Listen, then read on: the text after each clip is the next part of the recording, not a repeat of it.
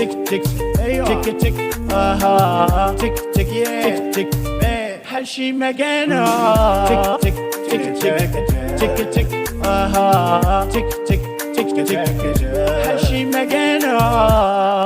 السلام عليكم ورحمة الله وبركاته.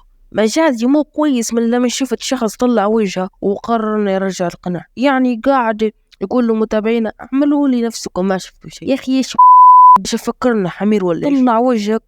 تطلع وجهك وترجع تخبي. ايش مفكر وجهك كنز ولا ايش؟ ايش دخل الكنز بوجهه اصلا؟ سامحوني حسبت انها بتركب عليه بس ما ضبط. طبعا فيديو اليوم بيكون عن اليوتيوبر دريم، والدريم يعني الحلم. لا تخاف انت مو بحلم. طبعا هذا الحلم كان يقدم محتوى ماينكرافت وهو مو مطلع وجهه، وفيديوهات تجيب فوق 20 مليون مشاهدة، يعني مشهور الصح. واخونا الحلم لما شاف المشاهدات مرتفعة صح هيك قال ليش ما طلع وجهي وخليه مشهور وهم قاعدين يسمعوا صوتي بس. ما قال هذا الكلام. وطبعا اخونا الحلم قرر انه يطلع وجهه، وفعلا طلع وجهه ونزل مقطع كامل هو وجهه. وطبعا لما نزل المقطع جاء هجوم كبير من المتابعين، وجهك زي المكيف، وجهك زي الباب، وجهك. وهو زعل من الموضوع وضل شي 6 شهور وهو مو منزل ولا مقطع. وبعد شي 7 شهور نزل مقطع بعنوان Bye from Dream، معناها وداعا من الحلم، يعني قاعد يودعنا. شو صير؟ تعال نشوف.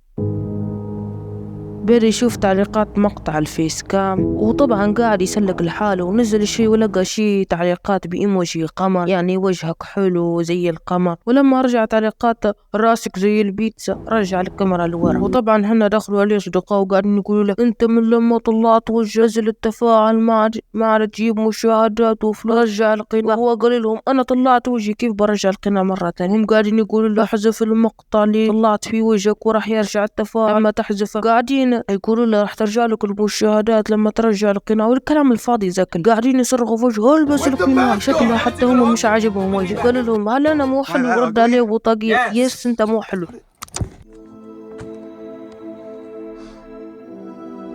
قاعدين بيعملوا جو دراما. برجع القناع اشتقت له، خليني اقدم المقطع شوي. ولبس القناع وهو قاعد يشوف تعليقات السبو وقاعد يكسر الكيبورد لانه حزين.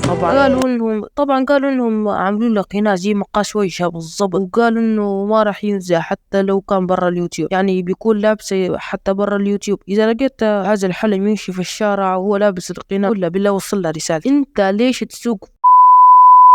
وصل لها الرسالة، انت ليش قاعد تسوق طبعا في اشخاص لقوا دريم وهو يتسوق بالقناع في المحلات وصوروه عشان يثبتوا للناس انه هو من جد راح يلبس القناع برا اليوتيوب. وهذا مقطعنا لليوم. اضغط لايك واشتراك وقدر تعبي وتعب الناس اللي قاعدين يشتغلوا ساعات وايام عشان نعمل لك مقطع وتستمتع. وفي الاخير ما تضغط لايك يا اخي، تقدر تعوض كل ساعات تعبنا بثواني انك تضغط لايك واشتراك وتعمل تعليق زي ابعروني. بشوفكم اشتراك ونوصل بعد هذا المقطع. يلا سلام. هذه بلدني يا ماما ويلي ويلي ايوه وراني صغبها تك تك تك تك ايوه تك تك اها تك تك يا تك هالشي مكانه تك تك تك تك تك تك اها تك تك تك تك هالشي مكانه.